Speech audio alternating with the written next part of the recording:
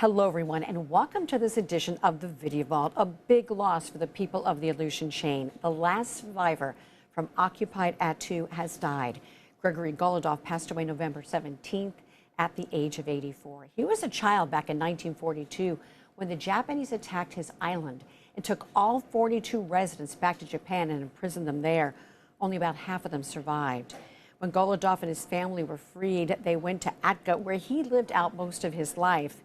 And here's a story now from Eric Soul, when the next to last survivor, Gregory's sister Elizabeth, passed away last February. And this is the lovebirds.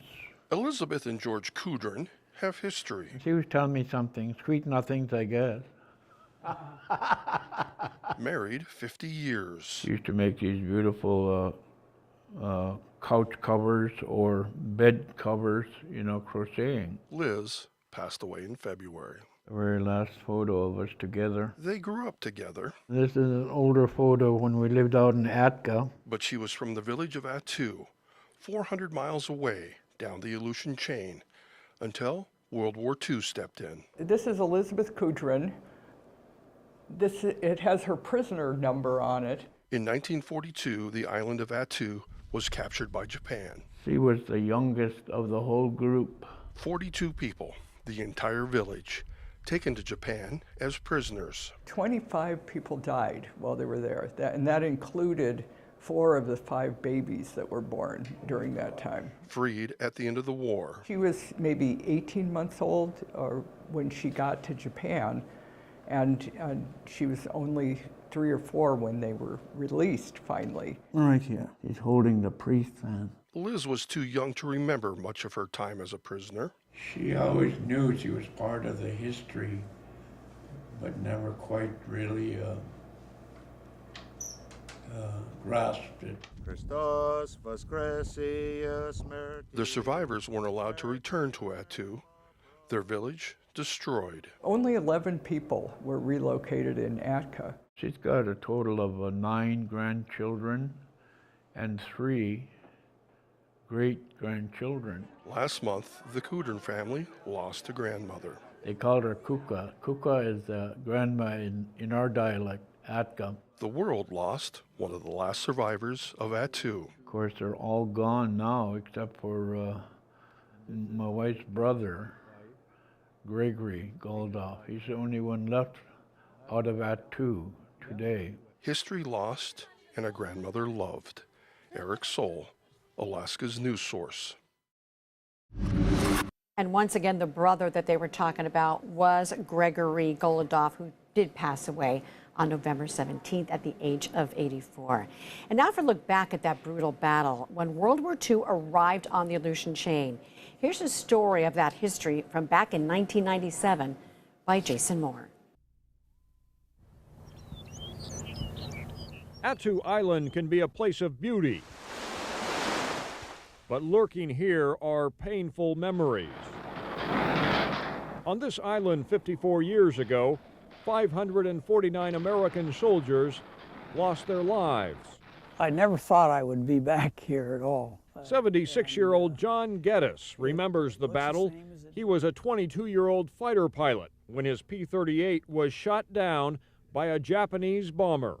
I made 3 passes at the bombers before I was hit by their fire from their defensive fire. Geddes crash-landed his fighter in Massacre Bay. The wreckage still lies in the water. It's beyond the large rock over Geddes's shoulder. No, it's just an odd place to land, but you don't think about those things. You're just going to do what needs to be done.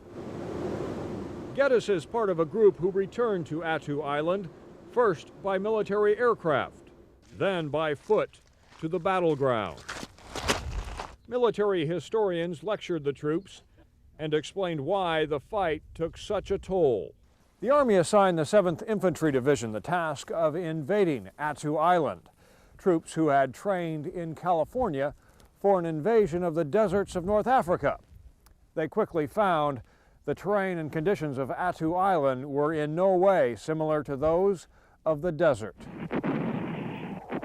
Exposure claimed more U.S. soldiers than Japanese artillery. So I think mentally and even equipment-wise, they were just ill-prepared to operate in this very harsh Aleutian climate.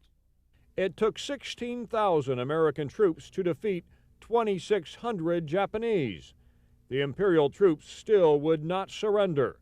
They mounted a final suicidal surge. They had already given all the guys that were back at the field hospital morphine injections to go ahead and put them out of their misery.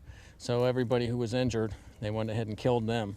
And then they went ahead and started their charge on the evening of the 28th of May. That was probably the only option open to the Japanese. You know, they were certainly not going to be rescued.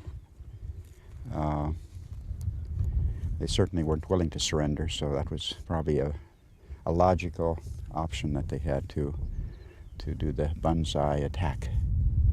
It ended on what is known as Engineer Hill, named for the engineer detachment which finally repelled the attackers.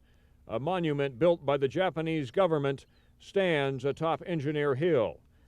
Today, aside from an isolated Coast Guard outpost, no one lives on Attu. The original Attu village was destroyed by the war, and while the military revisited the battle, members of the Aleut Pribilof Association paid tribute to the natives who lost their home. Christos Voskresia Smerti, Smerti. The lonely island at the end of the line, a land of extreme weather, forbidding terrain, and bitter memories. On Attu, Jason Moore, Channel 2 News. Down death by death, in upon those in the tomb beast. Once again, that was our beloved and late co-worker and family member, Jason Moore, reporting. And don't forget, you can catch these stories and all the day's news, weather, and sports, along with other editions of the Video Vault by going right here to alaskasnewssource.com or on any of these streaming platforms. Thank you so much for joining us, and have a great day.